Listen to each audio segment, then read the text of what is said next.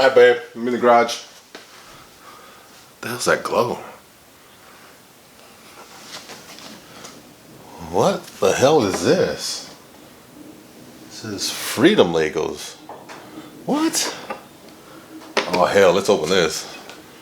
Freedom Legos. Freedom Legos.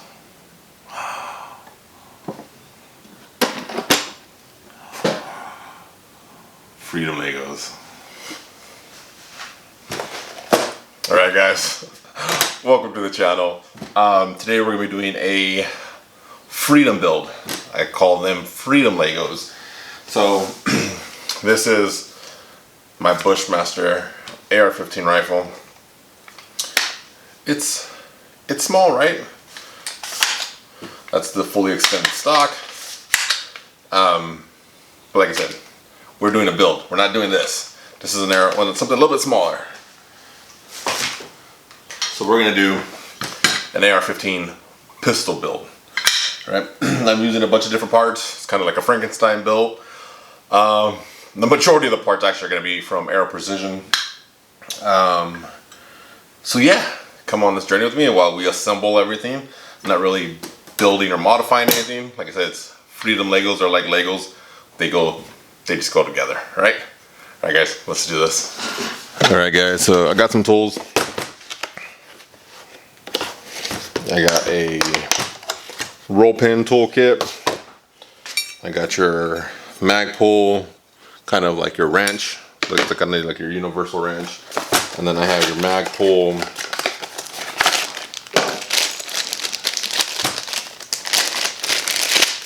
Vice block, so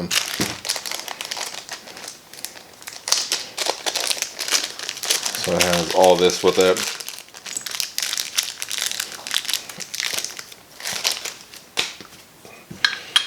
You wonder what that's for. So it has the lugs for your feed ramp. So you can lock in your barrel, put in your castle nut, put it in your vise, tighten it down.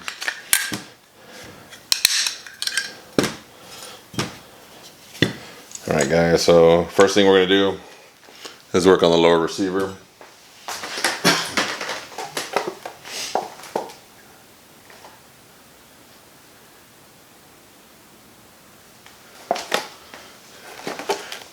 Alright, and I'm using the CMMG Premium lower receiver kit, except I'm not using that hand guard. I'm going to be using a mag pull hand guard,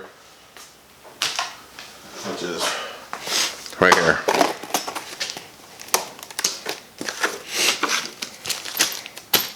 Alright guys, quick little thing before we start. I am not a I'm not a gunsmith, I'm not a machinist, I'm a hobbyist at most. This is my first build, so if I need a reference, I will be referencing it to the rifle. But yeah, let's put it in time lapse and kind of let's get at it. So.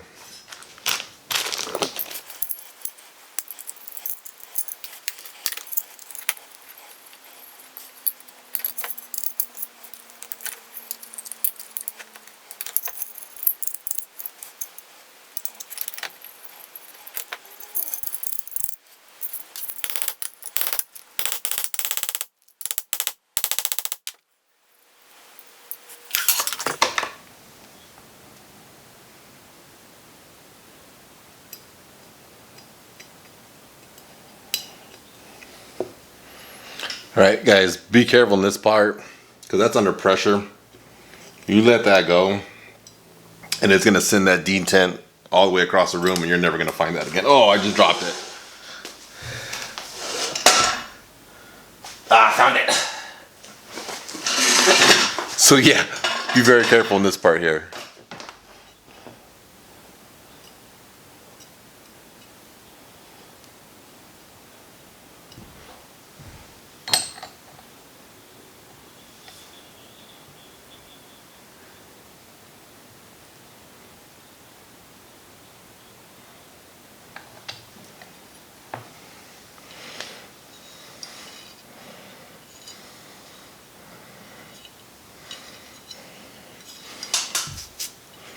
Alright guys, as you can see, I started on the vise, make sure it's not bent, make sure it's straight, and then add the rest of the springs.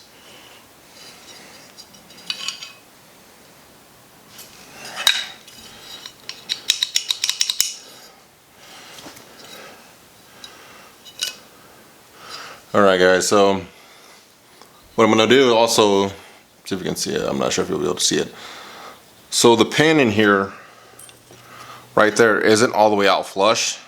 It's flush right here, so if anything I'm going to drive this a little bit farther down, just so I have kind of the pin within the middle of these both braces, I'm sorry, within the middle of these both braces right here, okay?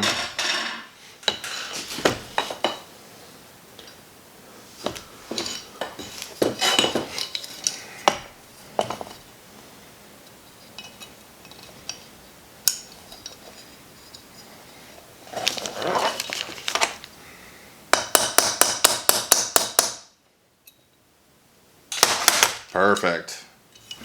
Alright guys, so I have the hammer spring, the trigger spring, the sear spring, and then you have your pins, right? So bigger spring,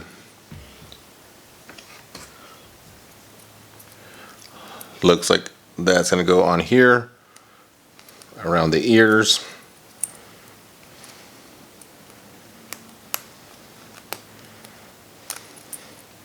So this is like that, and then this pushes down like that, so it's going to pull the hammer forward. And then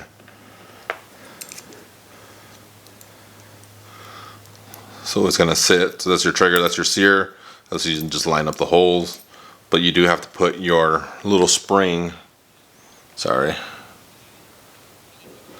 right in there. So you'll see like the little cutout in the rings, put your spring, so it sits like that,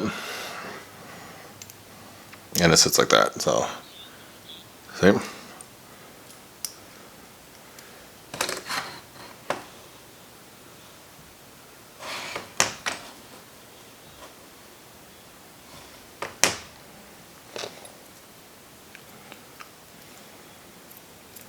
So, and it looks like that goes like that, if that makes any sense. I'm sorry, if it makes any sense. So this is supposed to go underneath the lip of that.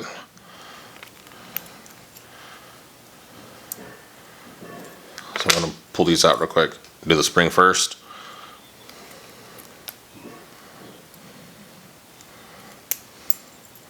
There you go. Let's see. So you have the bottom part of the trigger, the sear. You have to push on top of the sear, make sure you push it all the way down so the spring starts to compress, because it kind of like torques out like that, and then this pin won't go in. So now I'm going to put the top part. So again, remember that's the big spring, loops on the inside, and then these are the legs that are come out like that, so it's going to come out. So put that towards the back. Where is the pins first?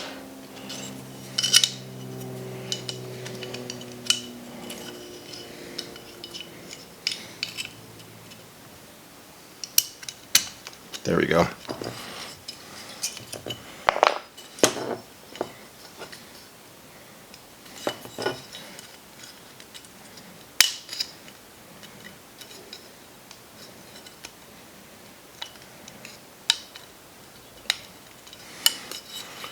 Perfect. Alright guys, so I use this pin kind of just to line it up for these pins here. Kind of had to push it and then wiggle with my thumb in the back for it to work.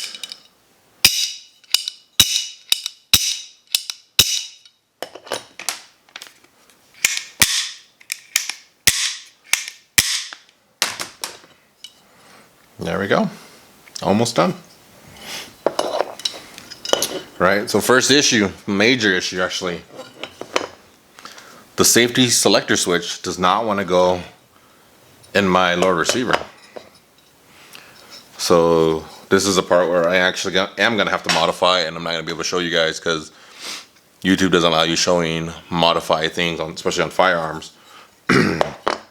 So if anything, I'm just gonna get some slight piece of paper and slightly sand this part down. But that sucks. But it is what it is, right?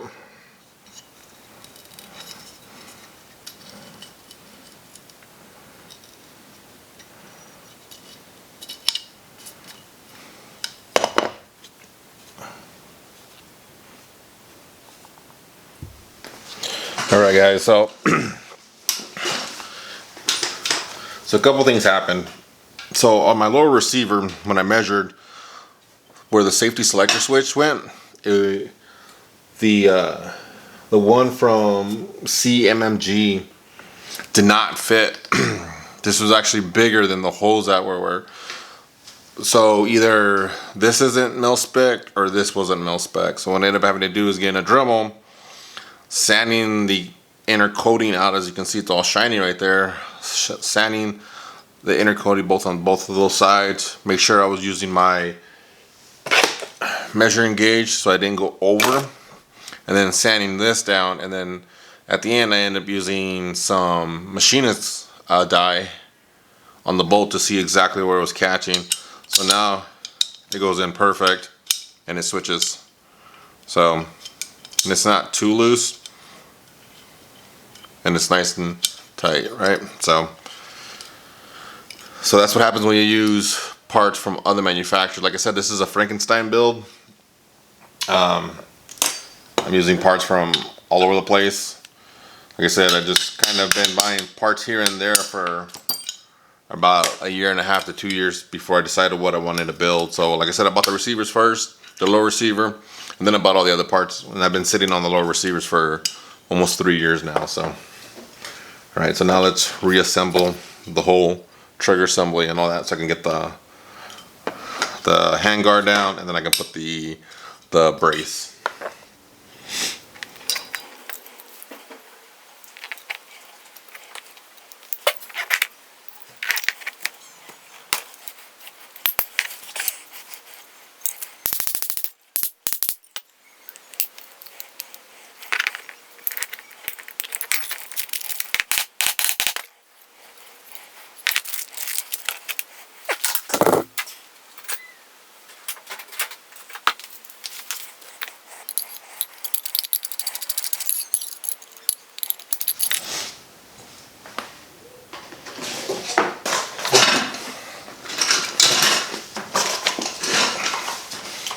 Alright guys, so now it's time to put in the buffer kit and also the rear takedown pin, okay? As you can see, there's a little hole here. Did I just lose it? I think I just did. Oh no, okay. So you got your spring and your detent there, goes into the back, and then that plate comes up to here. That covers it. And then your little stop for your spring or your buffer hoop, okay?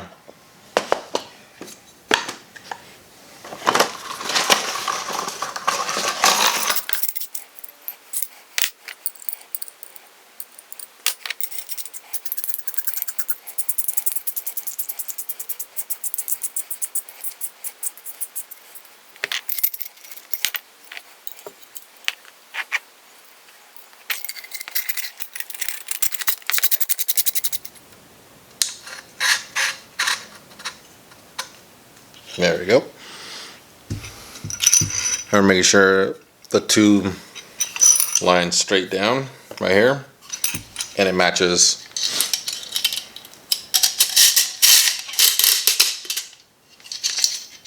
There we go. Lower receiver complete.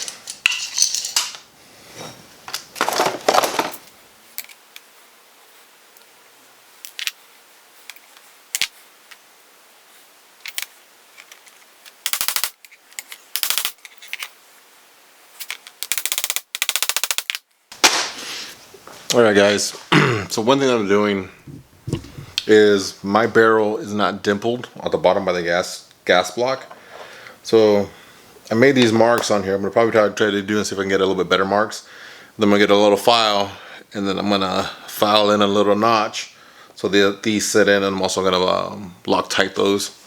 So after shooting, I know Loctite probably won't work that well because of the heat, but we'll see. Alright guys, see if you can see that. I'm not sure if you'll be able to. There you go. 2 little notches.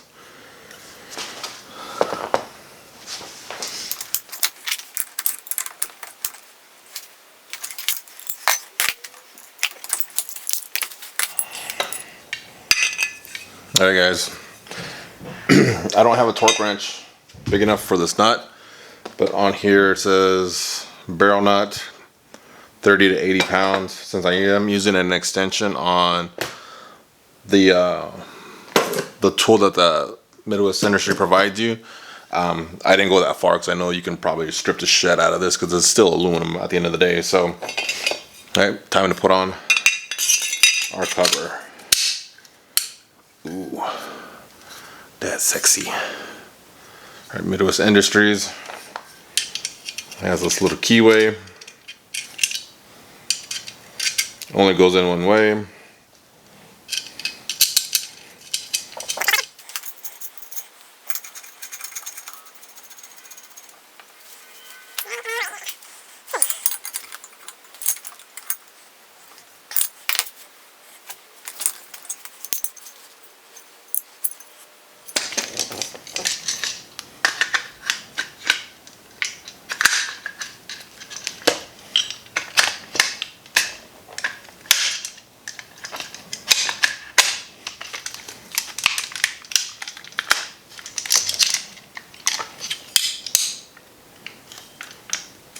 Good Lord.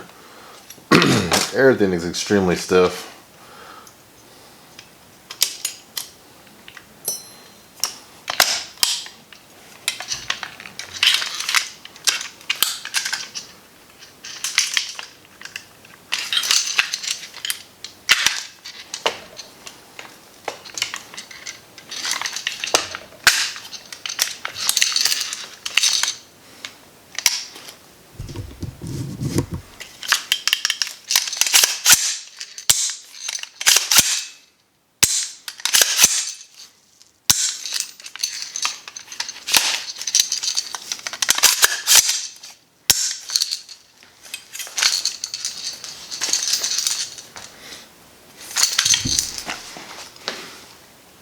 Everything's clean now.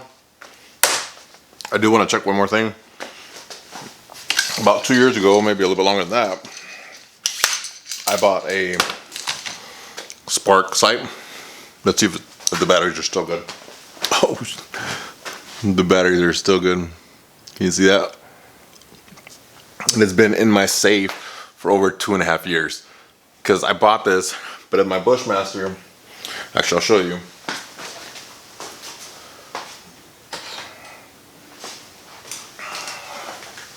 Right, so on my Bushmaster, as you can see, it has this weird lip. It's not like a regular M4 top rail. So I didn't want to put that on because look how high it sits. I'm pretty sure it would have been fine, but aesthetically I didn't like it, so I never put it on. I just kind of kept it in the safe. So yeah.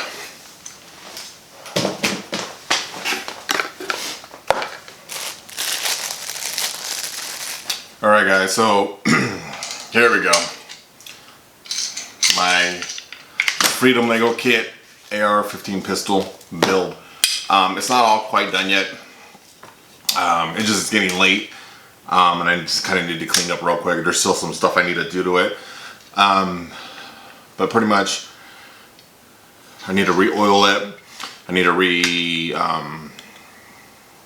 work this safety selector, like I said.